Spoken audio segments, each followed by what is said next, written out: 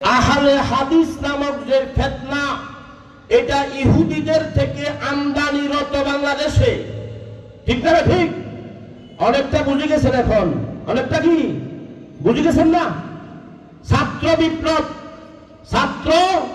বিপ্লব 2024 সালে যে ছাত্র বিপ্লব হয়েছে, আমার দেশের সূর্য সন্তানরা, পিতামাতার কলিজার টুকরারা গুলির সামনে দাঁড়িয়া, কামানের সামনে দাঁড়িয়া, অস্ত্রের সামনে দাঁড়িয়া, তৎকালীন কুলাঙ্গার আওয়ামী লীগের পুলিশদের সামনে, পুলিশ সামনে নিজের রক্ত দিয়া, জীবন দিয়া যেই স্বাধীনতা অর্জন করছে, এই বিপ্লবকে আহলে হাদিস কুলাঙ্গার আব্দুর রাজ্জাক বিন ইউসুফ ফতোয়া দিয়েছিল এটা হারাম, এটা নাজায়েজ।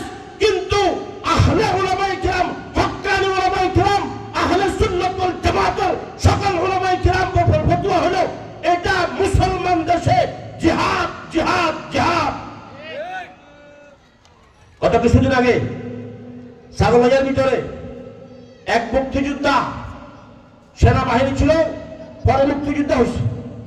এ বলতেছে এক জেনারেল শিক্ষিত, উনিও প্রফেসর কলেজের, ওনার সাথে তর্ক লাগছে যে আবু সাইদ নাকি শহীদ না। কোন সাথে স্বার্থের জন্য নিজের জীবন দিছে, সে কিসের শহীদ? সে কি আল্লাহর দ্বীনের জন্য জীবন দিছে? তো আমি মাদ্রাসা থেকে আসতেছি, প্রফেসর সাহেব আমাকে একটা হুজুর, আমাদের একটা হুজুর আছে, হুজুর যদি রাখল ভাই, তাহলে আপনারা বুঝে নিতে পারবে মনে হয়।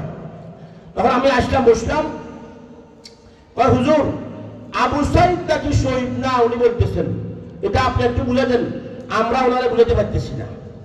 আমি বললাম আচ্ছা ভাই, আপনি শুনেন, শহীদের সংজ্ঞাটা শুনেন, এরপরে আপনি রেজাল্ট দিবেন শহীদ কাকে বলে। আমি কিন্তু রেজাল্ট দিব না, আমি শুধু সংজ্ঞা বলবো শহীদের, শহীদ কাকে বলে এদের শুধু সংজ্ঞা বলবো, আপনি রেজাল্ট দিবেন শহীদ কাকে বলে। আবু সাইদ শহীদ কিনা? রহমতুল্লাহি আলাইহি বলেন, রহমতুল্লাহি আলাইহি।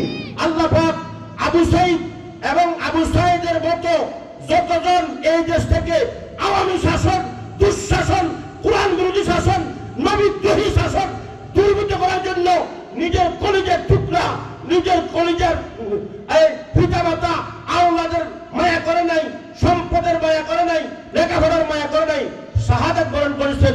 আল্লাহ তাদের সকলকে জান্নাতুল ফেরদাউসের উঁচা মুকাম দান করে। সকাল বলে আমিন, উচ্চ আওয়াজে বলেন আমিন। তারা নিজের জীবন দিচ্ছে দেশের জন্য, আপনারা উচ্চ আওয়াজে আমিন বলতে পারবেন না, কষ্ট লাগবে। হায় হায় হায়, এই বুঝ তাদেরকে কেমনে বুঝাইলো? আল্লাহু আকবার, আমার তো আশ্চর্য লাগে। তো বললাম আচ্ছা আপনি বলেন, কুদুরের ভিতরে, হেদায়ার ভিতরে শহীদের সংজ্ঞা লিখছেন।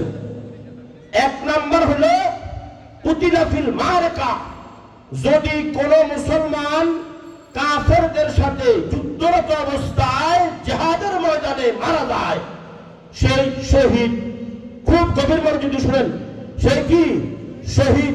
কুতিলা ফিল মারকা, যুদ্ধের ময়দানে যুদ্ধরত অবস্থায় মারা গেলে সে কি শহীদ। দুই নাম্বার শহীদের সংজ্ঞা হলো জুরিহা ফিল মারকা সুম্মা মাতা, জিহাদের ময়দানে আহত হইছে, জখম হইছে, এরপরে জিহাদের ময়দান থেকে বাড়ি ফিরে আসার পরে মারা গেছে, শরীয়তের বিধান বলে সেইও হাকিকি শহীদ। শহীদের 2 নম্বর হাকিকির সংজ্ঞা, 2 নম্বর সংজ্ঞা। 3 নম্বর সংজ্ঞা হলো আও কাতালাহুল মুসলিমুনা যুলমা, যদি কোন মুসলমান অপর মুসলমানকে অত্যাচার করে, অন্যায় করে, হত্যা করে, সেইও হাকিকি শহীদ। আপনি বলেন তো আবু সাইদকে কি এই আওয়ামী সরকারের সন্ত্রাসী বাহিনীরা হত্যা করে নাই, জুলুম করে হত্যা করে নাই? এই সরকার কি আবু সাইদকে ন্যায়ভাবে হত্যা করছে না অন্যায়ভাবে হত্যা করছে? এখন তো হুজুর অন্যায়ভাবে হত্যা করছে, অন্যায়ভাবে হত্যা করছে। তাহলে আপনি বলেন তো শহীদ হবে কিনা? আসলে শহীদ হবে। আল্লাহু আকবার। ইসলামের বিধানগুলা পাবলিককে, জনসাধারণকে বুঝাই দিতে হবে যে ইসলাম কি বলে আর আমাদের মনের চাহিদা কি, বুঝে দিতে হবে।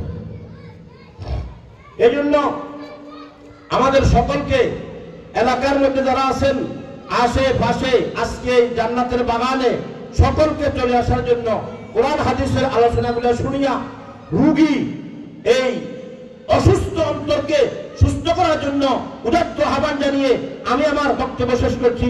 ওয়া আখিরু দাওয়ানা আনিল হামদুলিল্লাহি রাব্বিল আলামিন ওয়া মা আলাইনা ইল্লাল বালাগ।